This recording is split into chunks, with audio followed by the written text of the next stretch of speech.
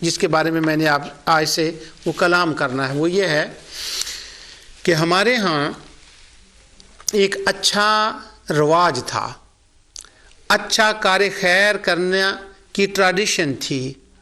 وہ یہ تھا کہ لوگ ختم قرآن کرتے تھے، اب بھی کرتے ہیں لیکن وہ کم ہوتا جا رہا ہے، اس کی جگہ کچھ اور چیزیں لے رہی ہیں بدقسمتی سے ختم قرآن کرنا۔ تو میں یہاں سے اپنی بات کو شروع کر رہا ہوں کہ یہ دیکھیں، کام کار خیر کا ہو، اگرچہ اس فارم میں اس کا حکم خدا اور رسول نے نہ دیا ہو تو وہ کرنا جائز ہے۔ ختم قرآن کے وقت اس پر میں نے کچھ تفصیل سے بات کی ہے، آج میں اس سے کچھ باتیں رہ گئی تھیں ان کو زیادہ کرنے لگا ہوں۔ ختم قرآن، ہم جو ختم قرآن کرتے ہیں تو ہمارے شبہ ڈالنے والے دوست کہتے ہیں یہ بدعت ہے۔ اب میں اس کا فارم آپ کو بتاتا ہوں، اس کے حوالہ جات۔ یہ میرے ہاتھ میں کتاب جلاء الافہام ہے حافظ ابن قیم کی، اس کے اوپر وہ لکھتے ہیں کہ المواطن السادس عشرہ من مواطن الصلاۃ عقیب ختم القرآن، یہ 16ویں فصل ہے، اور یہ 16ویں فصل اس باب میں ہے کہ جو دعا قبول ہونے کے موقع ہوتے ہیں ان موقعوں میں سے ختم قرآن کے بعد ایک موقع ہے جب دعا قبول ہوتی ہے، اور یہ وہ موقع ہے جس موقع پر نبی کریم صلی اللہ علیہ وسلم پر درود پڑھا جائے۔ ختم قرآن کے بارے میں احادیث میں صرف اتنی روایت ہے کہ نبی کریم صلی اللہ علیہ وسلم نے فرمایا کہ ختم قرآن کے وقت دعا قبول ہوتی ہے۔ اب اس کا طریقہ یہ ہے کہ کوئی بندہ کمرے میں بیٹھ کر، مسجد میں بیٹھ کر تنہا اپنے گھر میں قرآن ختم کرے اور دعا کر لے تو وہ ختم قرآن ہوگا، وہ دعا کر لے وہ قبول ہوگی۔ تو وہ حدیث اور سنت کے مطابق ہی عمل ہوگا۔ اب سنت کیا ہوئی؟ اکیلا قرآن ختم کرے اور اکیلا دعا کرے۔ اب اس کی اضافہ نیا ایڈیشن اس کا کیا ہوگا کہ کوئی بندہ قرآن ختم کرے اور وہ اپنے آپ دعا نہ کرے بلکہ اس دعا پر اجتماع کر لے، لوگوں کو بلا لے اور کہے آئے میرے ساتھ بیٹھیں، میں نے قرآن ختم کیا ہے تو دعا کرنی ہے، اس وقت دعا قبول ہوگی۔ تو لوگوں کو اکٹھا کر کے ختم قرآن کرنا یہ ایک نیا کام ہے۔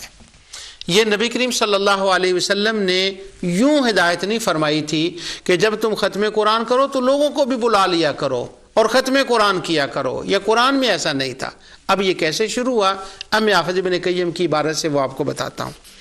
حافظ ابن قیم کہتے ہیں وَهَذَا الْآنَ المحلہ محل دعائے، یہ وہ مقام ہے،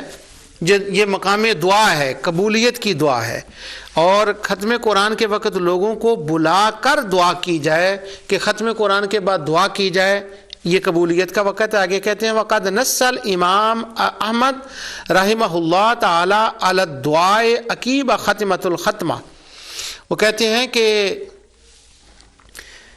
ختم قرآن کے وقت دعا کا قبول ہونا امام احمد ابن حنبل نے اس پر دلائل دیے ہیں۔ ان دلیلوں میں سے ایک یہ ہے کہ وہ کہتے ہیں امام احمد ابن حنبل کے کانا انس اذا ختم القرآن جمع اہلہ و ولدہ، جب حضرت انس بن مالک رضی اللہ تعالیٰ عنہ ختم قرآن کرتے تو وہ اپنے گھر والوں کو، اہل و عیال کو اور اپنی اولاد کو، بیٹوں بیٹی نواسے نواسیوں سب کو جمع کرتے اور وہ ختم قرآن کے وقت لوگوں کو جمع کر کے دعا کرتے۔ دوسری روایت میں ہے کہ امام احمد بن حنبل سے کسی نے پوچھا سئل عن الرجل یختم القرآن فیجتمع الیہ قوم فیدعون الیہ، امام احمد بن حنبل سے پوچھا کچھ لوگ یوں کرتے ہیں کہ وہ ختم قرآن کے وقت لوگوں کو بلا لیتے ہیں اور پھر وہ دعا کرتے ہیں، کیا یہ جائز ہے؟ قال نعم رأیت معمرا یفعلہ اذا ختم، کہا معمر بن راشد بھی اسی طرح کیا کرتے تھے کہ قرآن ختم کرتے اور لوگوں کو بلاتے اور دعا کرتے۔ وقال فی روایت حرب استحب اذا ختم الرجل القرآن ان یجمع اہلہ ویدعوا، دوسری روایت میں جو حرب کی روایت اس میں یہ ہے کہ یہ امام احمد بن حنبل نے فرمایا کہ یہ مستحب ہے کہ جب کوئی قرآن ختم کرے تو اہل و عیال کو بلائے اور دعا کرے۔ آگے وہ ابن ابی داؤد سے روایت لائے ہیں کہ مجاہد نے ابو لبابہ نے قرآن ختم کیا، لوگوں کو بلایا، اور یستجاب عند ختم القرآن یدو بدعوات، انہوں نے بھیجا کہ فلاں فلاں کو بلا کر لاؤ، تو بلایا گیا، اور ختم قرآن کے وقت چونکہ دعا قبول ہوتی ہے اس لیے صحابہ اس کو کیا کرتے تھے۔ عبداللہ بن مسعود سے وہ دوسری روایت لائے ہیں اسی طرح کہ من ختم القرآن فلہ دعوۃ مستجابہ، ختم قرآن کے وقت دعا قبول ہوتی ہے۔ آگے مجاہد سے وہ کہتے ہیں تنزل الرحمہ عند ختم القرآن، ختم قرآن کے وقت دعا قبول ہوتی ہے۔ آگے پھر وہ دوسری روایت لائے ہیں کہ حضرت ابو عبید کی، کہ وہ کہتے ہیں کہ کان بالمدینہ ان قتادہ کان بالمدینہ رجل یقرأ القرآن من اولہ الی آخرہ علی صحاب اللہ فکان ابن عباس رضی اللہ عنہما یدعو علیہ الرقباء فاذا کان عند الختمہ جاء ابن عباس رضی اللہ عنہ فشاہدہ، کہ مدینہ منورہ میں ایک بندہ تھا جو اپنے ساتھیوں کے ساتھ ابتدا سے لے کر آخر تک قرآن ختم کرتا، تو عبداللہ بن عباس رضی اللہ عنہ نے ایک بندے کو مقرر کیا ہوا تھا کہ جب یہ ختم کرے تو مجھے بتانا تاکہ میں بھی ختم میں حاضر ہوں، فشاہدہ، اور وہ ختم میں حاضر ہوتے۔ یہاں تک میں نے آپ کے سامنے مختلف روایات ابن قیم کی کتاب اس کے جلاء الافہام سے پڑھی ہیں کہ نبی کریم صلی اللہ علیہ وسلم نے صرف اتنا فرمایا تھا کہ ختم قرآن کے وقت دعا قبول ہوتی ہے۔ اب صحابہ نے اس میں ایڈیشن کیا کیا، زیادہ کیا کیا، بدع حسنہ کیا کی، وہ یہ کہ ختم قرآن کے وقت لوگوں کو بلاتے اور اکٹھا کرتے، اور امام احمد بن حنبل کہتے ہیں یہ اور لوگوں کو بھی کرنا چاہیے، یہ عادت ڈالیں، اس طرح سے یہ رواج بنائیں، کیونکہ یہ رواج نیکی کا رواج ہے، یہ مستحب ہے، لوگوں کو بلائیں ختم قرآن کے اوپر، اور ختم قرآن ہو اور لوگوں کو جمع کیا جائے۔ آگے ایک دوسرا واقعہ حافظ ابن القیم لکھتے ہیں، وہ کہتے ہیں